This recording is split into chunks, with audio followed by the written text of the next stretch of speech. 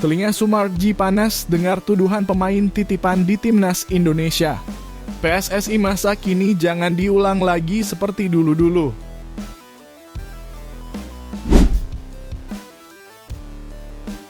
Pernah dijadikan tumbal hingga dilempar telur, ternyata Shin Tae-yong punya utang budi pada PSSI Korea Selatan.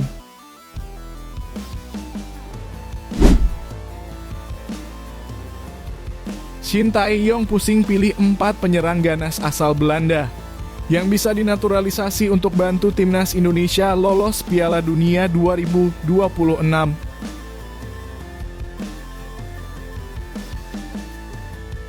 Erick Thohir bikin pernyataan soal kabar Kevin Dix dan Ole Romagne dinaturalisasi timnas Indonesia.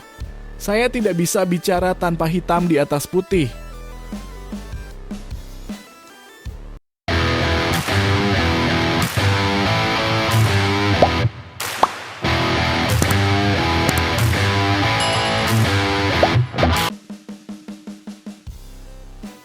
Telinga Ketua Badan Tim Nasional Sumarji panas mendengar tuduhan pemain titipan di timnas Indonesia.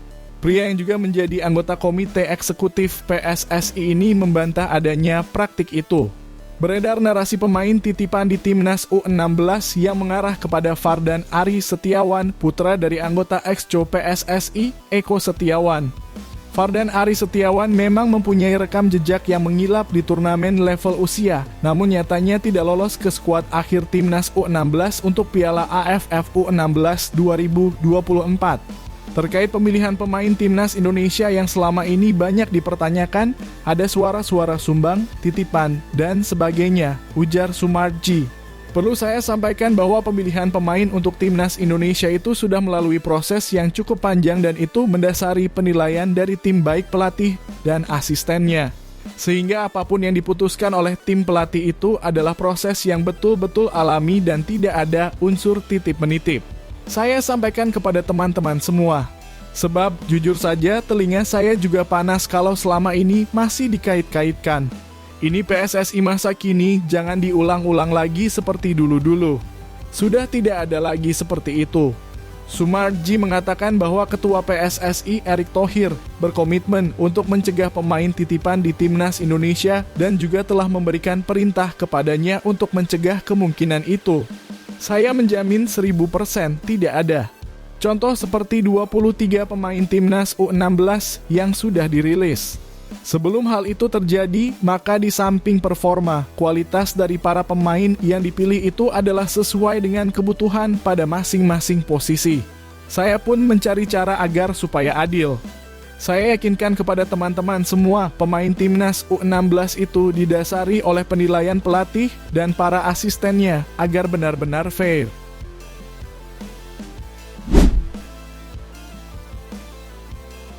Pelatih timnas Indonesia Shin Tae-yong pernah menjadi bulan-bulanan ketika gagal membawa Korea Selatan ke babak 16 besar Piala Dunia 2018. Bahkan kepulangan Shin Tae-yong bersama skuad Taeguk Warriors tersebut diwarnai dengan pelemparan telur oleh supporter Korea Selatan. Padahal Shin Tae-yong menjadi pelatih Korea Selatan untuk menggantikan posisi pelatih sebelumnya Uli Stilke pada 2017 silam. Bahkan publik sempat emosi dengan perlakuan Federasi Sepak Bola Korea Selatan alias PSSI-nya Korea Selatan karena tidak membela sang pelatih ketika terpuruk. Pertama-tama saya adalah warga negara Korea Selatan.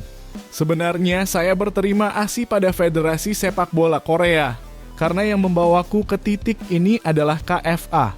Kata Shin Tae-yong dikutip dari laman Jo Pangman. Jumat 2024. Shin Tae-yong memiliki karir mentereng ketika bermain sepak bola. Setelah membela Seongnam Ilhwa sebagai one-man club, Shin Tae-yong mencicipi Liga Australia sampai akhirnya pensiun. Setelah kembali ke Seongnam Ilhwa sebagai pelatih, Shin Tae-yong akhirnya mendapatkan panggilan KFA sebagai asisten pelatih.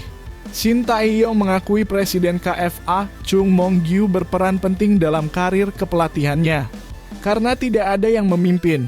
Alhasil saya menjadi pelatih timnas U23, U20, pelatih timnas Korea Selatan Piala Dunia 2018. Secara pribadi, saya sangat berterima kasih atas bagian itu, kata Shin Tae-yong.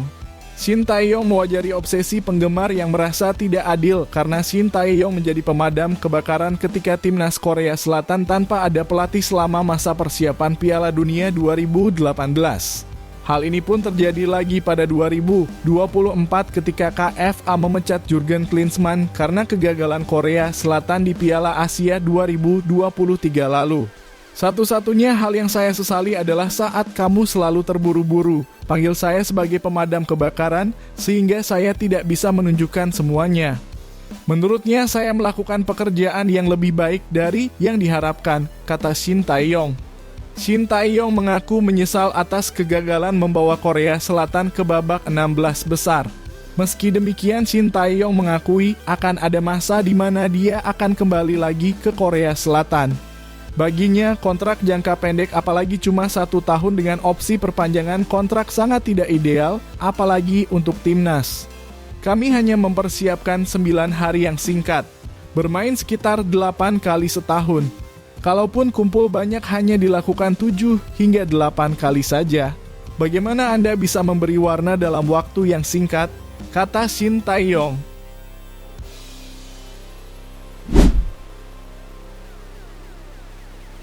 Pelatih timnas Indonesia Shin Tae-yong dijamin pusing karena ada 4 penyerang ganas asal Belanda yang bisa dinaturalisasi untuk membantu skuad Garuda lolos Piala Dunia 2026. Dibilang pusing karena Shin Tae-yong pastinya hanya diizinkan memilih beberapa di antaranya saja untuk dinaturalisasi menjadi warga negara Indonesia. Sekadar diketahui, timnas Indonesia mengusung misi lolos ke Piala Dunia 2026. Demi merealisasikan itu, timnas Indonesia membutuhkan tambahan pemain berkualitas, khususnya di posisi penyerang. Saat ini setidaknya ada 4 penyerang diaspora yang bisa didekati PSSI untuk dinaturalisasi dan memperkuat timnas Indonesia. Mereka ialah Ole Roemeny, Dean Zandbergen, Tim Watering, dan Mauro Zijlstra. Ole Roemeny memang hanya mencetak 1 gol di Eredivisie, namun penyerang 24 tahun ini sanggup mengemas 11 gol di Eredivisie.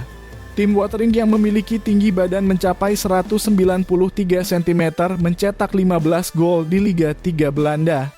Mauro Zijlstra yang terang-terangan siap memperkuat timnas Indonesia tercatat sebagai runner-up top skor di kompetisi Liga Belanda U21. Terakhir, Dean Zandbergen mencetak 5 gol dan 6 assist bersama Sparta Rotterdam U21 di Liga 3 Belanda. PSSI kabarnya sudah melakukan pendekatan kepada Ole Roemeny, namun tidak diketahui prosesnya sudah sampai mana. Jika Ole Roemeny sulit didapatkan, Shin Tae-yong dan PSSI sejatinya bisa mengalihkan bidikan ketiga nama lain. Satu hal yang pasti, PSSI mesti mendapatkan penyerang ganas sebelum timnas Indonesia tampil di babak ketiga kualifikasi Piala Dunia 2026 zona Asia. Jika tidak, sulit bagi skuad Garuda membongkar pertahanan tim kuat Asia di babak tersebut. Selain pemain di posisi depan, timnas Indonesia juga membutuhkan tenaga tambahan di sektor lain. Maarten Paes diharapkan segera Ligue 1 untuk memperkuat timnas Indonesia di sektor penjaga gawang.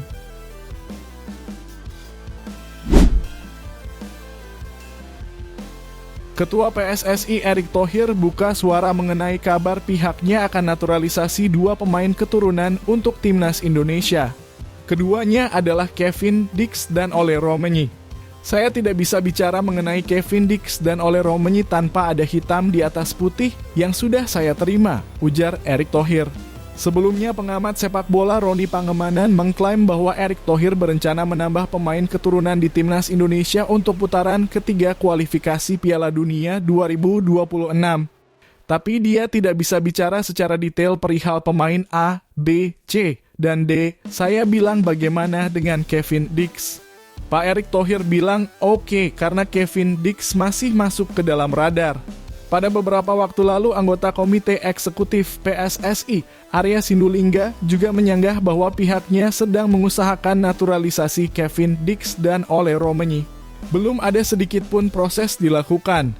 Bersama back FC Twente, Mas Hilgers, PSSI memang pernah mendekati Kevin Dix untuk dinaturalisasi demi timnas Indonesia pada awal 2022, namun gagal. Sementara pada Maret 2024, Ole Romeni bercerita sudah berkomunikasi lewat FaceTime dengan Erick Thohir mengenai kemungkinan dinaturalisasi untuk timnas Indonesia.